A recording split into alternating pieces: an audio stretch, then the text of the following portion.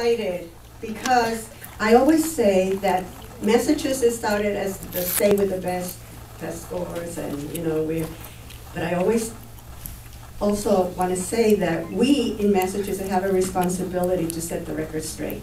And this morning, you're going to have the honor of hearing one of our biggest warrior in the state of Massachusetts. You're going to be hearing, and I'm just going to be quickly because you want to hear what she has to say. So Barbara Madeloni is currently the president of the Massachusetts Teachers Association. Prior to this, Barbara was the director of the secondary teacher education program at UMass Amherst. Her contract wasn't renewed after she spoke out against the Pearson teacher performance assessment. An English teacher and now a teacher educator, Barbara's activism came to national attention when she supported students resisting Pearson Inc.'s incursion into teacher education. My friend, my dear warrior, Barbara Madeloni.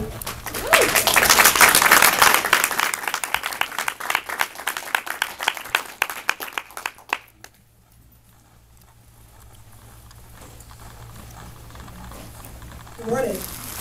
Good morning. So, Dave, my partner, will tell you that I had the very unusual experience of the last few days of being really flummoxed about what to say today.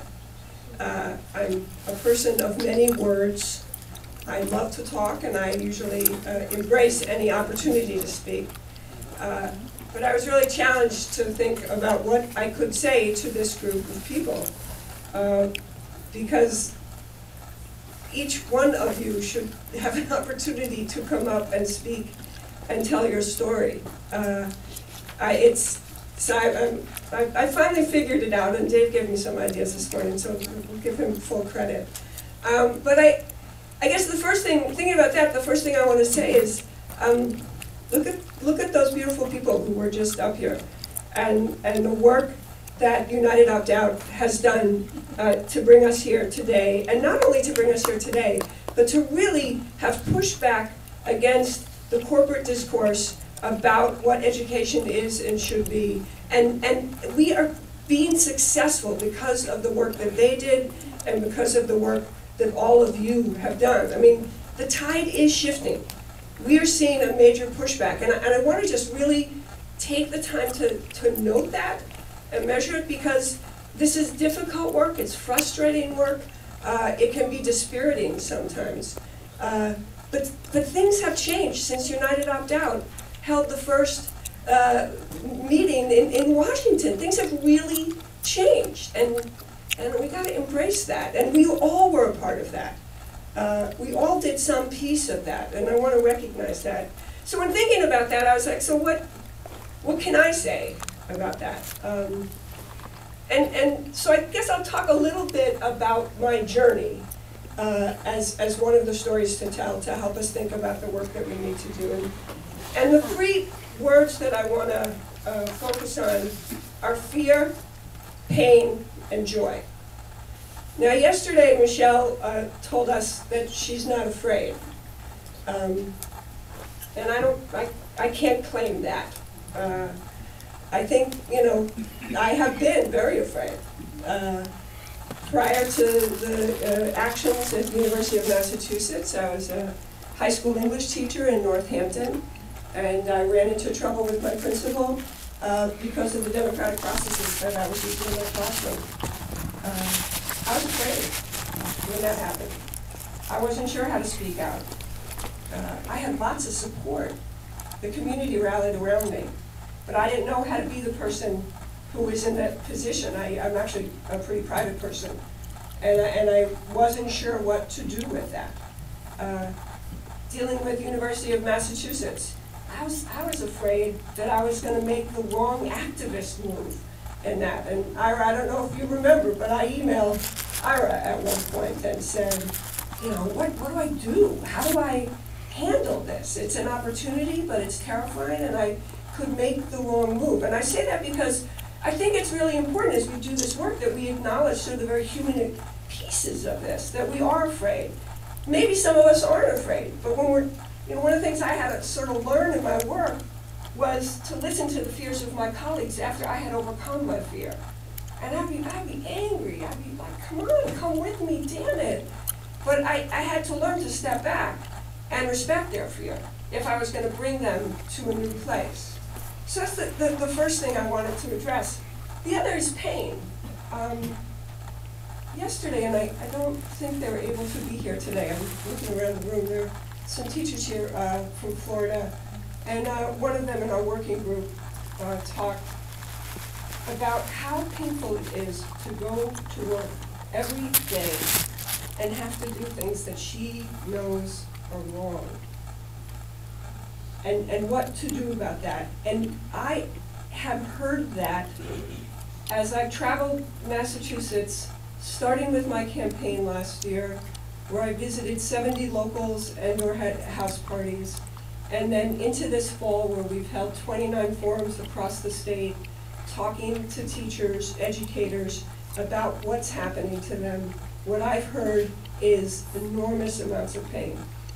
People talking about, I drive into work and I can't get out of my car. People talking a lot, and Gus mentioned this yesterday when he spoke, about the self-medicating that goes on, or the use of pharmaceuticals to get through the day. The pain that the students are experiencing. And the pain that's been here all along in our country, the pain of racial injustice, and going into schools in Holyoke and understanding where 95%, 88 to 95% of the students in most of the schools are Puerto Rican, and understanding that what those students are experiencing is about a long history of racism and racial injustice. That's what motivates me. That's what motivates me when I'm not sure if we're going to be successful, when I'm up against opposition forces that I don't completely understand, that don't make sense to me, that feel very powerful and big. So, but that gets me out of bed because I'm not sure what else to do about it. And I guess some people stay in bed with that. You know, I know some of those people. For me, it's like, well, this is what life has put in front of us, and I think that's why we're all here. We're the kind of people who, that gets us out of bed. I better do something about it. But then I think the part that we really need to talk about as well, and we can forget, is the joy. Because the thing that I discovered that I missed when I was a high school teacher in Northampton and feeling the pain and anxiety of being targeted by a principal was the joy that comes with solidarity and fighting back. And that is a joy like no other. It is a very particular kind of experience when we together know our power, and it doesn't have to involve winning always. It really is about that we come together. From my first Occupy the DOE, it was a small group of us, it was cold. It was raining. And we had planned initially to stay at the church, and that basement was cold and uncomfortable, but it was a joyful experience. And it was great to meet everybody. And I left with such a sense that we're doing something here, and we're going to grow something here. So I want us to capture that joy and think about it and keep it sort of present and as part of the story that we tell about what we're doing and why we're doing it. So with that, I think we need to sort of, when I think about the joy, and I think about Ira yesterday, and he had this one small moment, Ira, where, and I can't remember your exact words, but you just sort of said, you know, the kids should go to school and it should be like this human activity. And I don't remember if you used the words joy or pleasure, but that's what we're fighting for. We not only experience joy in fighting, but we are fighting for a kind of community where that's what we have. Our experience is of pain and struggle and joy. Experiences that have been eliminated more and more from schools these days. So I think it's critical in the work that we do that we start to name, and there are lots of places that are doing this, but be really clear together to say, what are we fighting for? What's the vision of our public schools that we're fighting for? And And not only then what is the vision of our public schools that we're fighting for, but public schools are the foundation of our democracy, and they are where we grow our hope for the future. They grow our and our students' sense of the possibilities of what the world can be. So when we create public schools that include what the dreamers are doing, we are creating an amazing sense of the possibilities, not only of what schools can be, but of what our communities can be. And so we need to be really explicit and thoughtful and confident about claiming the world that we want. We want a world that's democratic. We want a world where people get to use their voices and their skills and come to know their skills in the ways that the dreamers were able to. And I'm just so moved by the work that you're doing in Baltimore on that. It's such a great example for us. Can you imagine if every child in every school in this country had those kinds of experiences every day, where they were out active in the community, participating in the democratic process while they were learning? Can you imagine not just what the schools would be like, but what the world would be like when they went out into the world again, which they were in the world. So would stop using the phrase going out into the world. We'd have already been there. I think we really need to start to claim that, to say this is our vision of public education. Because as Ira was pointing out yesterday, as Bess was saying, the people who are our enemies have a very clear image and vision of public education. And that vision is going to lead to a very specific outcome and kind of community. They are, let's step back, I'm frequently accused of being philosophical and wordy, and I decided to embrace that about myself. And one of the ways that I will be accused is that I think too much about the why of things. And my teacher education students would be like, just tell us how to teach. We're going to spend a couple more weeks talking about why we teach and why we have public education.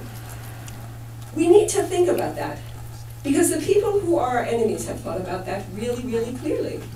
And in the schools that they're constructing, with testing, with contingent labor, with anxious labor in our workforce, with a very narrow sense of what constitutes knowledge and who gets to control the development of knowledge, that is and creates for us a sense of what it means to be human. It's a philosophical issue. What does it mean to be human?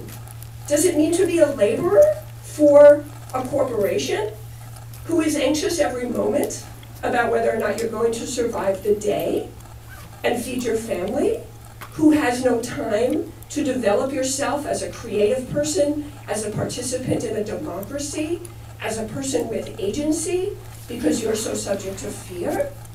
That's the world that we're telling our young people is the world, and that's the world we're creating based on our economic and racial injustice right now. So they have a theory of what it means to be human, and it means to be subject to the oppressors within a system that is deeply oppressive and exploitive. So what's our theory of what it means to be human? What does it mean to have a human life? What's the life that we want our children to have? And from that theory, what does that look like in school then? How do we develop schools?